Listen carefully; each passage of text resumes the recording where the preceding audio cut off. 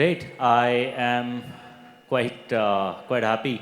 I hope we are not run out of seats, and we'll quickly add them. I think it's your pull, sir. A lot of folks have showed up very early in the morning on a Saturday. We were just taking Mr. Kant through the entire exhibition, which you guys all will be seeing after the launch today.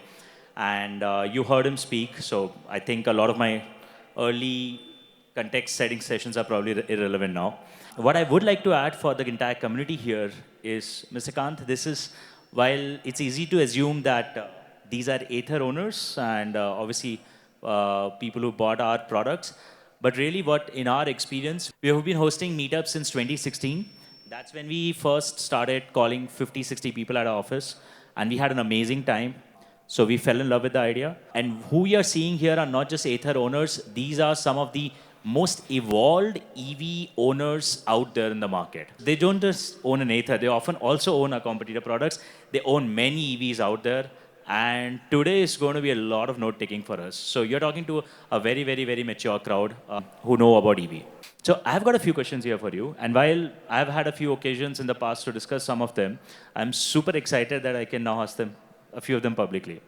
We'll just start with the easy softball, and you probably answer a lot of it, but you've been the architect of EV push and the pioneer and the spearheading, you've spearheaded the entire Make in India initiative. If you would summarize, where do you think after so many years of push, and I remember back in 2017, 2018, you started talking about a 2025 100% electrification target. Obviously, we haven't met the target yet, but there's a lot of progress that's happened. What's your review of this entire effort 5-7 years later? No, when we talked about that, we said that, certain urban cities should have 30% of the scooters, two-wheelers converted into electric vehicles. So we said 30% of the two-wheelers should go electric in urban areas. But my view is that the disruption as we go along will be much bigger, much larger, and therefore I'm saying, and with this push of the government providing 55,000 crores, 55,000 crores has been provided to the industry for batteries, manufacturing, for the PLI in the automobile sector, FAME, etc. The push of the government and the Prime Minister's own conviction for electric vehicles is huge and enormous. And therefore, my view is that India should aim to go 100% electric in two-wheelers and three-wheelers, not four-wheelers, because India moves by two-wheelers and three-wheelers. We should aim, our target should be very ambitious. We should target for 100% by 2030, that whole of India on two-wheelers, three-wheelers alone. And secondly, I strongly believe that if we do not do this, because we are the biggest manufacturer of combustion scooters in the world. We actually are the biggest manufacturers, we are the biggest exporters of two-wheelers to the world. The market has got disrupted. And if we do not accelerate the pace of that disruption in India, we will actually lose market space to other countries. They will take over manufacturing and exports to other parts of the world rather than India doing it. And therefore, my view is that companies like yours should not look at just the India market, but should look at the global market for penetration. That's, to my mind, very important. Your thinking must be very big, must be very large. And therefore, a lot has been done, but more, much more will be done by the government. As the Prime Minister said, be ready for greater disruption post-elections. So, actually, let's pick up the export point, because that's a favorite subject of mine recently. What we find ourselves in the industry now is that electric two-wheelers, all light electric vehicles, two-wheelers, three-wheelers, I think we have a pretty powerful ecosystem now built in India. I'm not just saying Ather, I think our entire industry. I think there will be more than 10,000 engineers working in this domain now. There will be easily more than 100 startups. There are the kind of R&D that's happening on light electric vehicle technologies, whether it's powertrains, it's software, it's charging, I think is quite cutting edge. In fact, you are a talent anywhere in the world, you want to work on light electric vehicles, you should today come to India. And we also find ourselves probably for the first time at a very unique situation that we don't have international competition. Typically, there have been 3 export houses, India, China, Japan, for two-wheelers. China has decided to say two-wheelers are not worth their while. They moved on to cars. And Japan, for whatever reason, does not like electric yet. So it actually only leaves India, and we are very well prepared. We also have, as you mentioned, the entire operational muscle built with exports in the past. But while we are one of the largest exporters, the reality still is that we only capture 7% of the value in exports. Even to date, despite all this engineering I told you about in the EV side, the industry still has this problem that we pay 8,000 crores in royalty for technologies outside. What I want to understand from you is, I think all of us now want to start getting busy with our exports. We've just begun our first market, by the way. But I'm always wondering, is there something culturally holding us back? I think, like at some level, I almost feel that when I interview people, that अपन थोड़ी Europe में बेचेंगे. Like Europe में this is a discount product. Like Americas में this is a discount product. The technology is not Japanese. The technology is not German. Is there something culturally holding us back? Is it that the Make in India thing needs to be branded better globally for this to land better? No. I'm very optimistic. This will be a great outcome. I think we should be more than 50% of exports. But what explains this hold up? So, first of all, it's the mindset of entrepreneurs. Because India is a very large market. Now, when India is a large market, we keep looking at India. We do not realize that the export market will give you 5x the price of what you get in India. So, you can never be a great nation. You can never grow at 9 to 10% per annum for 3 decades or more, year after year, without exports. Every time India has grown, it's grown because of exports. And that's why great companies and great countries, post-World War II, Japan grew at 9.6% for 2.5 decades. It grew on the back of exports. It penetrated with Toyota, Honda, it penetrated American markets. Then Korea came in. Samsung, LG, all these became household brands. They all grew on exports. And now look at China recently.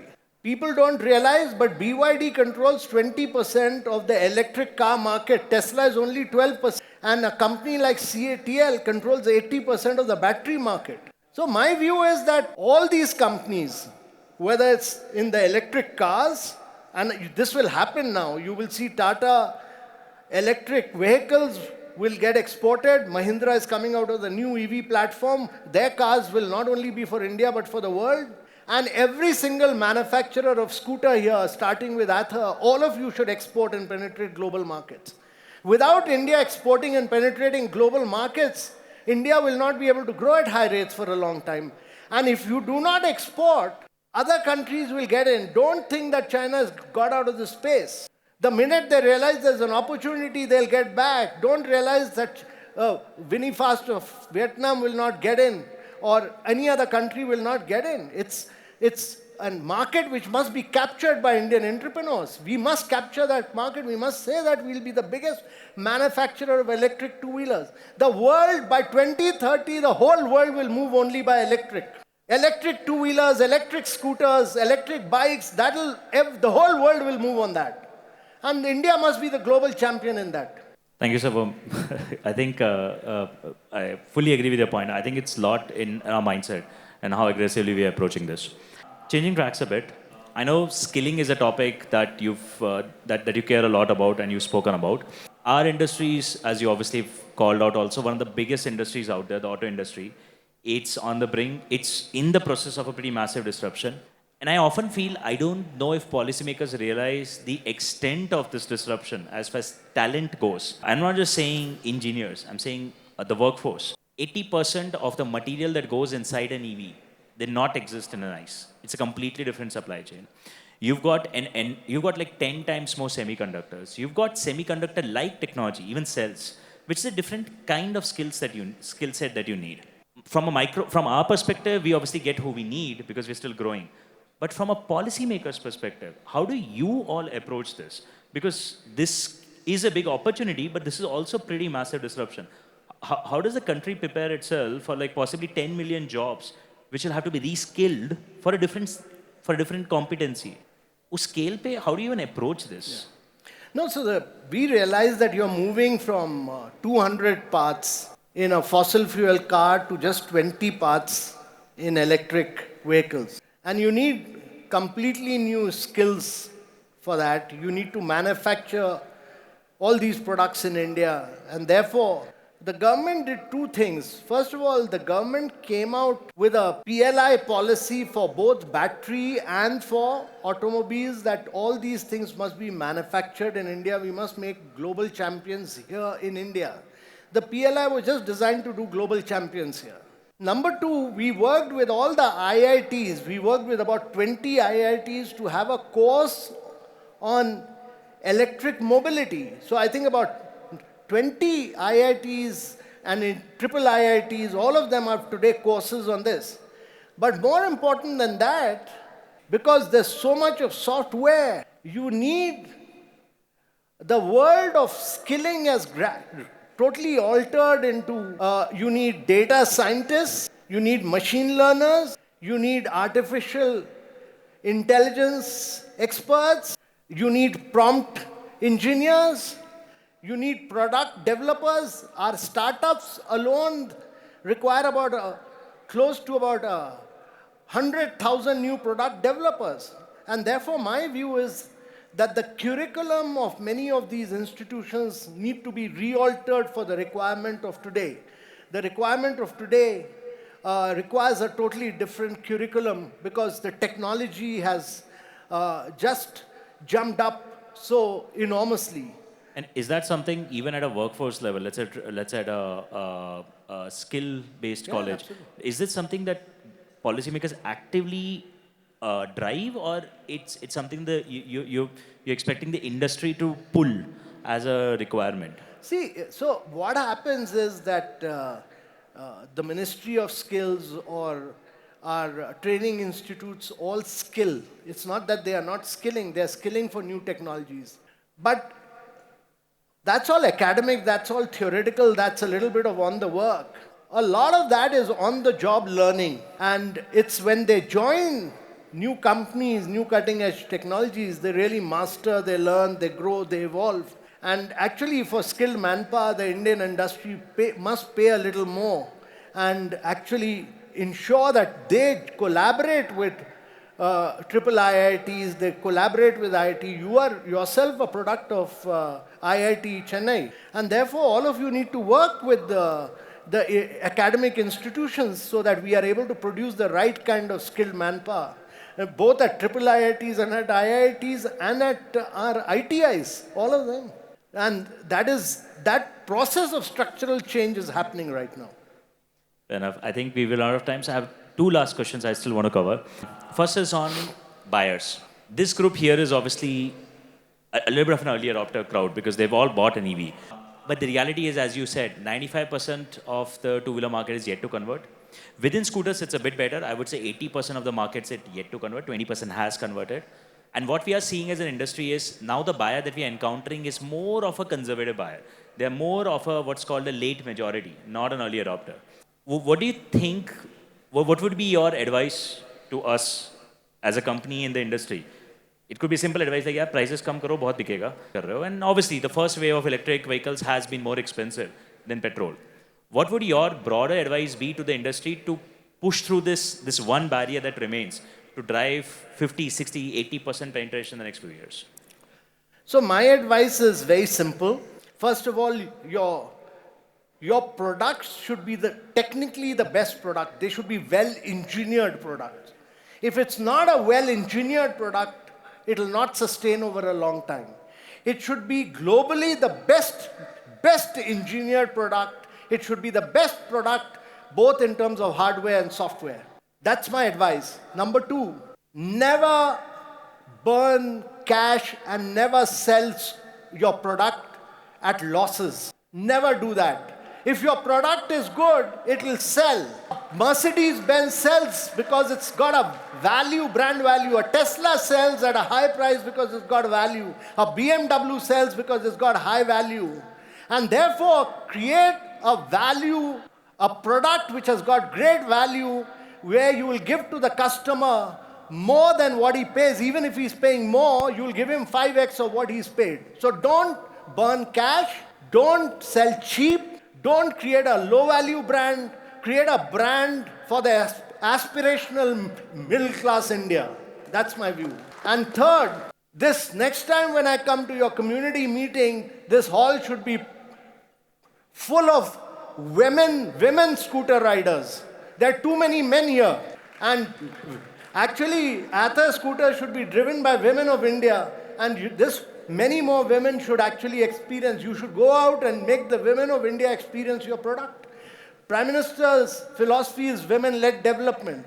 And therefore, he's talking about drone didis and they're earning 5,000 rupees a day from drones, and therefore all of them should be driving your product. They should be driving the scooters.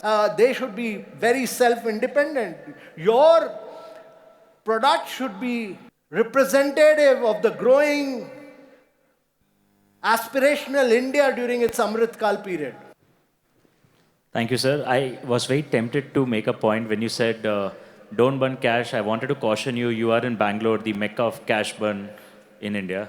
But I think all the points very well taken. Very firmly believe that India is upgrading, and that's a story one should bet on, especially with the new technology. So, I've seen this startup movement growing and evolving from January 2016, when the Prime Minister launched it. There were just 200 odd startups. Today, there are 120,000 startups. We've seen it growing and expanding. Now, Infosys is from Bangalore. It was a startup once upon a time. It became a big company. It became one of the biggest companies in the world.